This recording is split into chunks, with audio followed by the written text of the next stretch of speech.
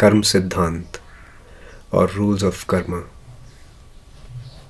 कर्म का अर्थ है करना या कोई भी ऐसी क्रिया जो मनुष्य के पंच कोशों 5 शरीरों के माध्यम से संपन्न होती है और जिसमें कर्म फल उत्पन्न करने की क्षमता होती है। मनुष्य अनेक बार अनजाने में ही एक साथ सकारात्मक और नकारात्मक दोनों प्रकार के कर्म करता है, इसलिए उसके कर्म फल भी मिश्रित होते हैं। जहाँ शुभ कर्म शुभ परिणाम उत्पन्न करते हैं, वहीं अशुभ कर्म अपने अनुरूप परिणाम देते हैं। कर्म फल का प्रभाव केवल बाहरी परिस्थितियों तक सीमित नहीं रहता, बल्कि यह व्यक्ति की बुद्धि, इंटेलेक्ट, सोच, दृष्टिकोण और प्रवृत्तियों को भी प्रभावित करता है। व्यक्ति कितना भी बुद्धिमान या शिक्षित क्यों न हो, यदि उसके कर्मफल प्रतिकूल हैं तो वह बार बार गलत निर्णय ले सकता है। कर्मफल उसकी मानसिक प्रवृत्तियों, विचारों और प्रतिक्रियाओं को एक सीमा तक प्रभावित करता है। इस दृष्टि से कहा जा सकता है कि कर्म केवल भविष्य की घटनाओं को ही नहीं, बल्कि वर्तमान में हमारी सोच और निर्णय की क्षमता को भी प्रभावित करते हैं। इसलिए अपने विचारों, भावनाओं और कर्मों के प्रति सजग रहना आवश्यक है। हम जिस प्रकार की ऊर्जा, भावना और मानसिक तरंगे संसार में भेजते हैं, उसी प्रकार की प्रतिक्रियाएं और परिणाम अंततः हमारे जीवन में लौटते हैं। अतः यह आवश्यक है कि हम अपने विचारों, भावनाओं और कर्मों को यथासंभव सकारात्मक, शुद्ध और कल्याणकारी बनाए रखें, क्योंकि प्रत्येक विचार और कर्म भविष्य के अनुभवों का बीज बनता है। इफेक्ट्स ऑन जीवा। सामान्यतः लोग स्वयं को शरीर मानते हैं और यही सोचते हैं कि कर्मों का केवल बाहरी या भौतिक प्रभाव होता है। उदाहरण के लिए, यदि आपने किसी विद्यार्थी को पढ़ाया और उसने परीक्षा में अच्छा प्रदर्शन किया, तो यह उस कर्म का बाहरी प्रभाव है। परंतु हर कर्म का एक आंतरिक प्रभाव भी होता है जो दिखाई नहीं देता। यही आंतरिक प्रभाव संस्कार कहलाता है। मान लीजिए आपने किसी की सहायता केवल ज्ञान बांटने की भावना से की, तो आपके भीतर ज्ञान का संस्कार और अधिक गहरा होता है। यदि सहायता करते समय आपके मन में यह विचार था कि आज मैं इसकी मदद करूंगा तो यह भविष्य में मेरी मदद करेगा, तो आपके भीतर लेन देन या व्यापार का संस्कार विकसित होगा। यदि आपने इस भय से सहायता की कि यदि मदद नहीं की तो शिक्षक डांटेंगे, तो आपके मन में भय का संस्कार मजबूत होगा। ऐसा प्रत्येक कर्म के साथ होता है। इसलिए कर्म के पीछे की भावना या मोटिव अत्यंत महत्वपूर्ण है, क्योंकि श्रेष्ठ संस्कार ही श्रेष्ठ जीवन का निर्माण करते हैं। मनुष्य का चरित्र उसके समस्त संस्कारों का समूह होता है। इस प्रकार कर्म ही चरित्र का निर्माण करता है। कर्म का तीसरा प्रभाव ब्रह्मांडीय या कॉस्मिक प्रभाव है, जिसे कर्मशय कहा जाता है। यह उस शक्ति का प्रतिफल है जो हम संसार में भेजते हैं और जो समय आने पर ब्याज सहित हमारे पास लौटती है। जब कोई बालक जन्म लेता है तो उसे यह ज्ञात नहीं होता कि वह कहाँ जन्म लेगा, किस वातावरण में रहेगा और किन परिस्थितियों का सामना करेगा। जीवन के प्रारंभिक वर्षों में वह मुख्यतः अपने पूर्व कर्माशय के प्रभाव में होता है। इसलिए कर्माशय पर विशेष ध्यान देना आवश्यक है। हमें अपने दैनिक कर्मों के प्रति सजग और सचेत रहना चाहिए। कर्म केवल शारीरिक कार्य नहीं है। हमारे विचार, भावनाएं, मनोभाव या भाव और मानसिक प्रवृत्तियां भी कर्म का ही रूप हैं। वे उसी शक्ति के साथ हमारे पास लौटते हैं जिस शक्ति से हम उन्हें संसार या ब्रह्मांड में भेजते हैं। कर्म के 3 स्तर हैं: भौतिक, मानसिक और ब्रह्मांडीय। जीवन में जो कुछ भी घटित होता है वह कर्म के सिद्धांत से जुड़ा हुआ है। सकारात्मक कर्म फल के बिना उत्तम जीवन की कल्पना नहीं की जा सकती। फिर आध्यात्मिक उन्नति या इस वास्तविकता का अतिक्रमण तो बहुत दूर की बात है। यदि विचार नकारात्मक हैं तो उस जीवन में कुछ महान निर्मित नहीं हो सकता। इसलिए इतना शुभ कर्म करें कि वह आपके जीवन की प्रगति का आधार बन जाए।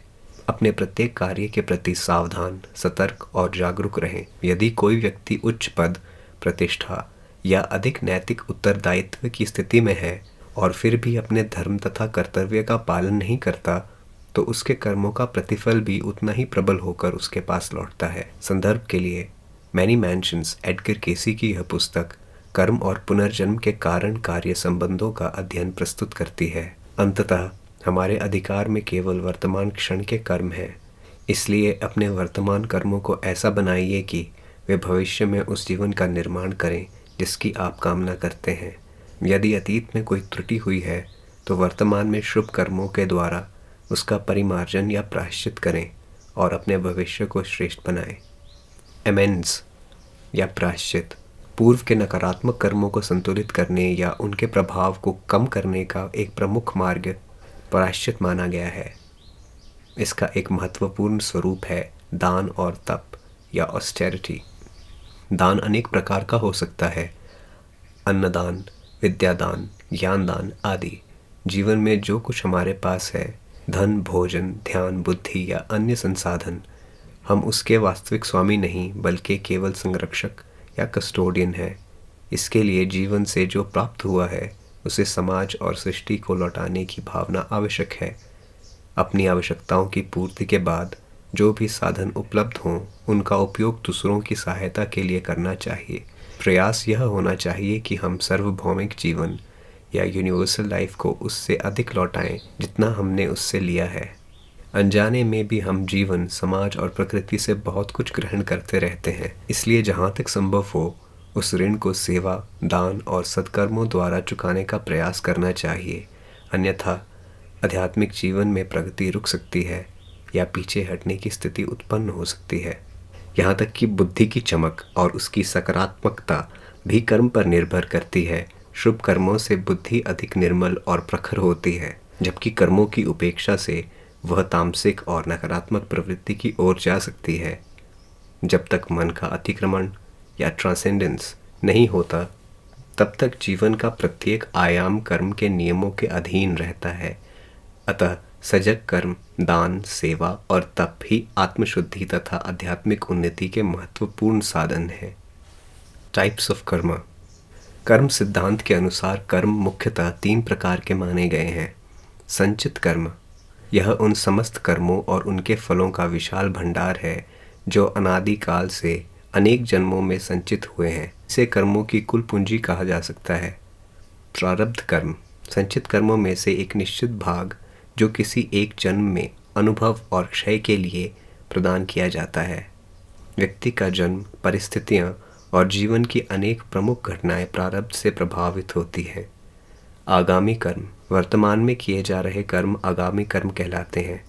यदि व्यक्ति सजगता, सद्भावना और विवेक के साथ कर्म करता है तो वह कुछ सीमा तक अपने प्रारब्ध की दिशा को प्रभावित कर सकता है तथा भविष्य के संचित कर्मों को भी रूपांतरित कर सकता है।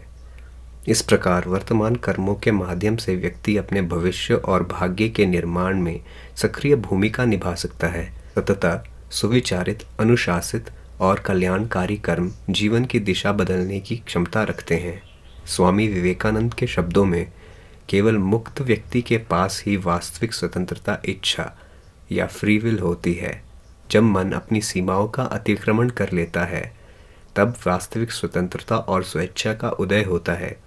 जीवन के प्रत्येक क्षेत्र, भौतिक, मानसिक और आध्यात्मिक, तीनों में उन्नति के लिए शुभ कर्मों की पूंजी आवश्यक है। इसलिए मनुष्य को अपने कर्म भंडार को सत्कर्म, सेवा, करुणा, दान और निष्काम भाव से समृद्ध करने का प्रयास करना चाहिए।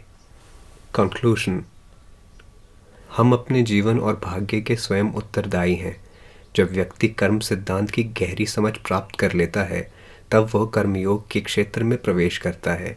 वह समझने लगता है कि कर्म और कर्मफल के सीमित दायरे से परे एक आध्यात्मिक जगत भी है, जहाँ निष्काम कर्म, सेल्फलेस एक्शन ही मूल्य नियम है। वहाँ कर्म किसी व्यक्तिगत लाभ, पुरस्कार या फल की अपेक्षा से नहीं किया जाता। कर्मयोगी की दृष्टि में यह संपूर्ण जगत ईश्वर का है और उसका प्रत्येक कार्य भगवान की सेवा या सेवा भाव बन जाता है। वह अपने कर्मों को व्यक्तिगत स्वार्थ की पूर्ति के लिए नहीं बल्कि ईश्वर को समर्पित भाव से करता है। प्रारंभ में इस सत्य का बौद्धिक ज्ञान आवश्यक होता है, परंतु निरंतर अभ्यास और आत्मचिंतन के द्वारा यह ज्ञान धीरे धीरे जीवन का अनुभव बन जाता है। इसी क्रम में साधक कर्म सिद्धांत की समझ से आगे बढ़कर कर्मयोग की अवस्था में प्रवेश करता है, जहाँ प्रत्येक कर्म सेवा, समर्पण और आध्यात्मिक साधन का रूप ले लेता है।